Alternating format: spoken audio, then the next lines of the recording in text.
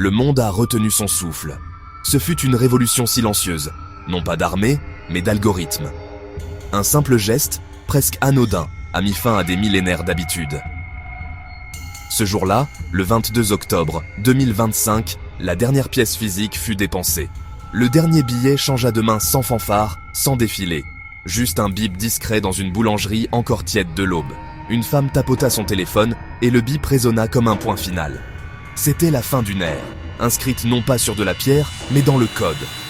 L'âge de la monnaie physique s'inclinait devant le flux. Le monde avait pleinement embrassé la valeur devenue signal. Aussi profond que l'invention de l'écriture, le passage au numérique semblait irrésistible. À la surface, tout paraissait calme, presque apaisant. On parlait d'efficacité et de progrès, avec des sourires et des graphiques impeccables. Les files d'attente se mirent à glisser comme de l'eau sur du verre. Le monde semblait plus neuf, plus léger, débarrassé de ses poches lourdes. La danse du commerce était désormais orchestrée par des signaux invisibles. Ils traversèrent le globe en un instant, sous-tendus par des salles blanches et des diodes vertes. C'était une merveille d'ingénierie humaine. Un écosystème somptueux de code et d'électricité battait au rythme des ventilateurs. Nous avions bâti des systèmes d'une complexité audacieuse, mais la beauté d'une structure ne dit pas encore sa stabilité. La connexion tangible à notre richesse s'était évanouie. L'argent devenait un nombre sur un écran, une abstraction qui érode le poids des décisions. Un simple point de données dans un réseau sans visage. Donner et recevoir devinrent moins personnels, plus lointains. Un détachement imperceptible s'insinua entre les gestes et les gens. Nous reposions alors sur la confiance, dans les machines, dans les institutions, dans l'invisible. Le bourdonnement des serveurs remplaça les cliquetis de la monnaie. Leur sève, ce flux de données, nourrissait la planète connectée. Restait la question que personne ne posait encore à voix haute. Et si la sève venait à manquer ? On célébrait ce nouveau système comme le triomphe absolu de la sécurité moderne. L'argent liquide était relégué à une ère supposée plus dangereuse, héritage d'ombre et de pertes. Perdu, volé ou dissimulé, il incarnait l'opacité que l'on jurait d'éradiquer. Le numérique laissait derrière lui une trace indélébile, une file de petits cailloux traçant chaque mouvement. Chaque paiement devenait un pas sur un chemin étroitement observé. On promettait que cette traçabilité suffirait à démanteler les empires souterrains. La vitesse devint un pilier du nouveau paradigme, gouvernant transactions et décisions. Les frictions disparaissaient au comptoir et derrière les vitrines, comme effacées d'un geste. Les villes commencèrent à battre au tempo des microsecondes, animées par un rythme numérique. Un agriculteur pouvait régler une vente avec un acheteur à l'autre bout du monde en un clin d'œil, sans papier ni délai. Les échanges internationaux se dénudaient de leurs lourdeurs anciennes, plus fluides, plus rapides. L'économie paraissait accélérer son propre métabolisme, comme si chaque impulsion devenait instantanée. La croissance se dessinait à l'horizon, toujours plus loin, prometteuse et insaisissable. L'innovation se précipitait dans son sillage, rapide et confiante, repoussant les limites connues. Peu à peu, un monde débarrassé des mécanismes maladroits du passé prenait forme. L'accessibilité se posa en drapeau d'égalité, ouvrant des portes jusque-là closes. Des milliards de personnes non bancarisées trouvèrent enfin un accès, une entrée dans l'économie globale. Un simple appareil suffisait désormais à franchir des frontières invisibles.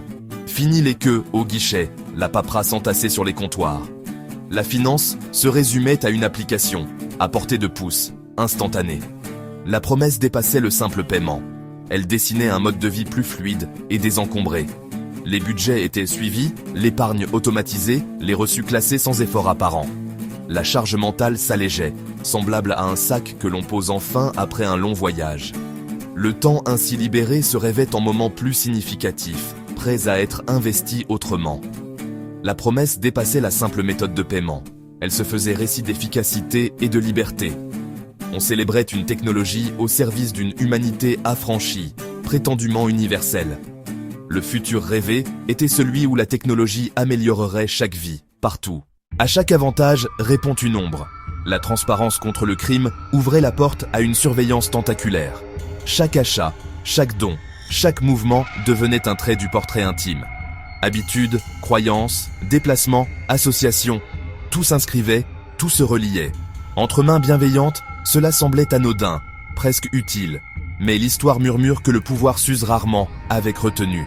Le contrôle social peut naître d'un simple tableau de bord. La dissidence peut se taire sous un couperet algorithmique. La manipulation de masse n'a plus besoin de bâton, seulement d'incitation. La dépendance totale au réseau créait un point de rupture. Hier, si une banque chutait, les pièces continuèrent de circuler. Aujourd'hui, si la prise se retire, tout s'éteint d'un même souffle. Une tempête solaire, une attaque sophistiquée, un bit inversé suffirait à paralyser la planète. Les chiffres s'évaporeraient des écrans. Et avec eux, le pain, l'abri, les soins. La nuit numérique n'était plus une fiction. L'argent liquide portait des rituels de proximité et d'anonymat. Donner devenait un formulaire, une trace, une hésitation. La chaleur d'un geste se refroidissait dans la vitre d'un écran. La monnaie dépendait d'algorithmes et de politiques lointaines. Une ligne de code pouvait infléchir des destins. La boîte noire de notre richesse exigeait une foi sans garantie. Sous sa surface polie, le système restait friable. Le moindre choc révélait les fissures du monolithe. La résilience se mesure aux alternatives qu'on s'autorise encore. La planète entière entrait dans un laboratoire à ciel ouvert. Nos interactions devenaient données d'expérimentation. Et nous apprenions, parfois trop tard, le prix de l'optimisation absolue. La journée commençait par un coup d'œil au solde, aussi banal qu'un ciel nuageux. Le trajet devenait une série de tapotements impeccables. Bus, train, café. L'élégance d'un monde huilé. La machine urbaine ronronnait sans heurts. L'anxiété du manque de monnaie s'éclipsait, remplacée par une confiance diffuse. Mais cette aisance avait un coût silencieux. Les caisses parlèrent moins, les regards se croisaient à peine. Les plaisanteries avec le caissier se raréfiaient comme des brumes. Les petites ancres sociales se décrochèrent de nos routines. Donner exigeait désormais de s'arrêter, d'ouvrir une app, de choisir un montant. La spontanéité se heurtait à l'interface et au reçu. La charité devenait traçable, moins intime, plus formelle. Régler et oublier libérait l'esprit, mais voilait le réel. Les petites fuites invisibles creusaient des deltas dans nos budgets. La marée se retirait sans bruit, jusqu'au sable découvert. L'absence d'un billet qui quitte la main ôtait la sensation de perte. Le choc n'arrivait qu'au message sec de l'écran. Et l'on se demandait quand, exactement, avait-on dérivé. Le foyer s'était branché au flux. Eau, lumière, loisirs chargés sans y penser. Un confort souverain habillait notre quotidien. Pourtant, la simplicité peut aussi être un voile sur le choix. Derrière l'écran, il restait nos désirs d'humains. Revenir au geste, parfois, devenait une forme de lucidité, une respiration dans le rythme numérique. Les premiers laissés pour compte furent les personnes âgées. Elles maîtrisaient la valeur des pièces, pas celle des menus. La barrière technologique dressait un mur où jadis passait un sourire. Vue qui baisse, geste moins sûr, repère bousculé. L'autonomie s'effritait. Demander de l'aide pour payer le pain n'est pas un détail. C'est une dignité qui vacille. Pour les très pauvres, la monnaie comptait pour survivre, ici et maintenant. Intraçable, immédiate, sans appareil. Dans le nouveau monde, l'invisibilité devenait une sentence. D'autres choisirent à l'écart, par principe, par conviction. Ils valorisaient l'anonymat, se méfièrent de l'œil des institutions. L'option de vivre autrement s'étiolait à mesure que tout devenait passe numérique. Travailler, voyager, acheter l'essentiel. Autant de portes qui se refermaient. Refuser n'était plus un choix, c'était une faute. La conformité devenait condition d'existence économique. La fracture ne tenait plus seulement à l'appareil, mais au bon appareil, au bon logiciel, au bon réseau. Là où la connexion vacille, la citoyenneté financière chancelle. Les marges payaient en plus pour moins.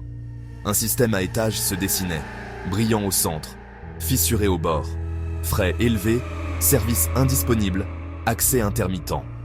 Les inégalités qu'on promettait de réduire s'approfondissaient. Inclusion proclamée, exclusion vécue, la dissonance cognée au quotidien. Une société véritablement accessible se juge au dernier servi. Et leur place disait la vérité du système. L'architecture d'un monde juste ne peut reposer sur un seul pilier. Quand la fibre est un fil trop mince, il faut d'autres cordes à l'arc. L'équité exige des chemins multiples. Le jour commença comme tous les autres. Le soleil monta, les machines s'animèrent et les cafés teintèrent de mousse réconfortante. Puis, précisément à 8h47, quelque chose s'arrêta. Le cœur financier se figea sans fracas. Pas d'explosion, juste un silence qui appuie, comme si la ville retenait son souffle. Les terminaux moururent comme des lucioles, leurs voyants s'éteignant les uns après les autres. Les applications rendirent des codes froids et incompréhensibles, des messages qui n'avaient plus de réponse. Les écrans des places boursières restèrent immobiles, figés comme des étangs gelés sous la glace. La confusion laissa rapidement place à l'agacement, puis à une inquiétude plus sourde. On attendit un redémarrage, un simple clignotement, mais rien ne revint. Les minutes s'étirèrent, lourdes comme du plomb suspendu dans l'air. Plus de billets de train, plus de déjeuner, plus d'essence. Les gestes simples se dérobèrent les uns après les autres. Ce n'était pas une panne locale, mais la disparition des petites routines qui tenaient la journée. La danse moderne de la vie urbaine perdit soudainement sa musique. Un bug de protocole, un beat renversé par l'univers, une coïncidence aux allures d'attaque. Les hypothèses fusèrent. Peu importait la cause, le résultat restait le même, massif et immédiat. Trop complexe pour une rustine, trop centralisé pour encaisser l'impact d'un seul effondrement. La cascade submergea les meilleures équipes. Redondance planifiée, procédure d'urgence, tout se heurta à une même limite. Les systèmes qu'on croyait invincibles révélèrent en leurs failles. Des promesses numériques qui ne tenaient pas. Tous nos œufs semblaient endormir dans le même panier brillant et cassable. Alors les rues réapprirent des gestes anciens. Une boîte de haricots contre une bouteille d'eau, un trajet contre une couverture. Des échanges humbles revinrent à la surface, faits de noms, d'échanges et de regards. Des communautés se resserrèrent autour d'un feu partagé, retrouvant une économie faite de confiance directe. On se rappela que l'économie n'est pas qu'un chiffre sur un écran. C'est une promesse tenue par des mains et des regards. Les étals, les caisses en bois et les poignées de main redevinrent les vrais contrats. Le grand bug devint une leçon globale, redéfinissant ce que vaut une transaction. La résilience naît de la diversité. Quand les voix se multiplient, la fragilité diminue. Nos vies, comme nos réseaux, demandent des chemins parallèles et des solutions locales pour tenir. La suite allait devoir s'inventer autrement, à la croisée du savoir technique et des savoirs partagés.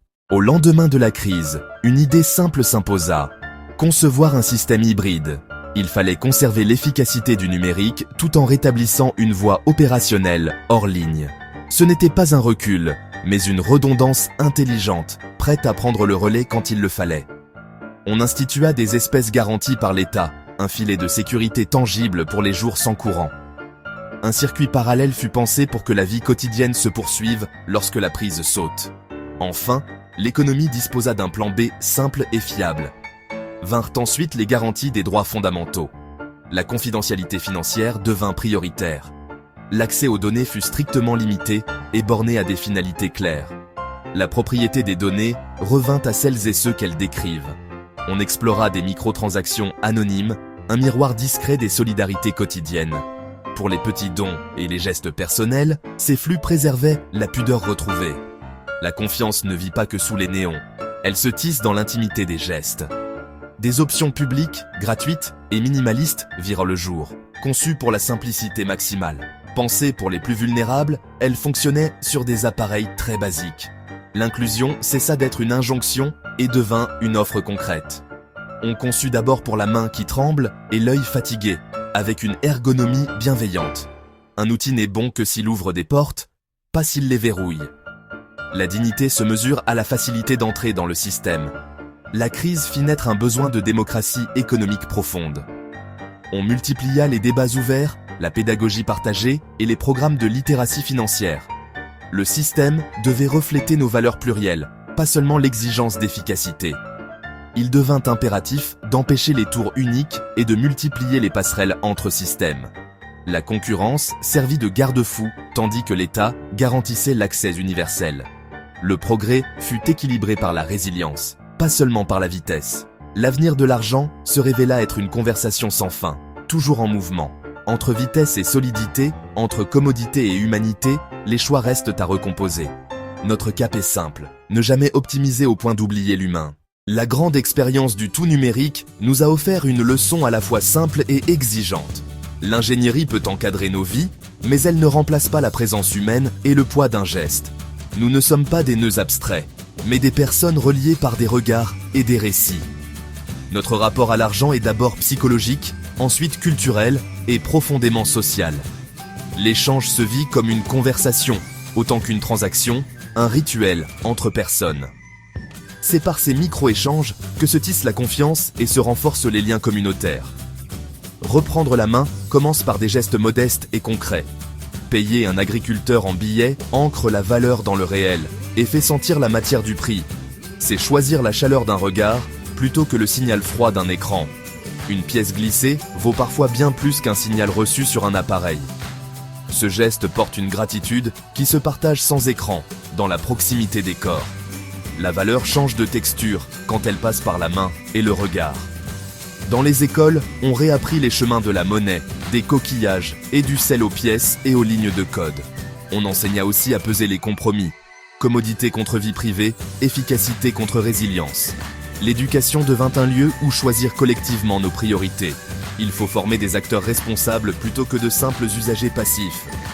Apprendre à dire oui à ce qui nous sert, et non à ce qui nous assujettit, devient un savoir civique essentiel. La technologie doit nous répondre, pas nous dominer. Nous avons frôlé le mirage d'une perfection trop lisse, presque solaire dans sa promesse. Cet épisode nous a rappelé notre fragilité, mais aussi la force qui naît quand nous choisissons ensemble. L'avenir de l'argent n'est pas une ligne droite, mais un vaste champ d'options à explorer. L'avenir monétaire se construira au croisement des lois, des technologies et des valeurs que nous adoptons. Il peut être outil d'émancipation ou instrument d'exclusion. La direction dépend de nos choix collectifs. Le progrès sans prudence est un pari que nous ne pouvons plus nous permettre. Deux rythmes coexistent aujourd'hui, deux idées de l'échange. L'une célèbre la vitesse, les données et l'automatisation. L'autre privilégie le contact, la lenteur et la confiance humaine. La voie la plus sage fait de la place aux deux logiques plutôt que d'en sacrifier une. Imaginer un monde à la fois intelligent, efficace et profondément humain devient notre horizon partagé. C'est cet équilibre qu'il nous faudra nourrir et protéger jour après jour.